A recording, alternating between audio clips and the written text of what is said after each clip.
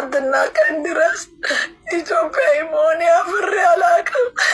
እስከ ትናንትናው ቀን ድረስ ኢትዮጵያዊነት ያኮራኝ ነበር።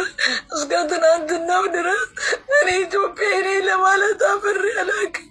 ባንዲራዬ ሁሉ አስጠላኝ፣ ጣልኩት።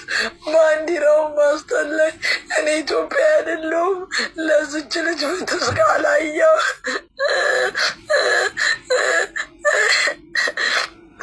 አለብስም ባንዲራ። እኔ ኢትዮጵያ አይደለሁም። እንደ ፋሪ የሚከበርበት ሀገር እኔ ኢትዮጵያ አይደለሁም። ባንዲራሽን ለብቻ አልዞርም። ህፃናት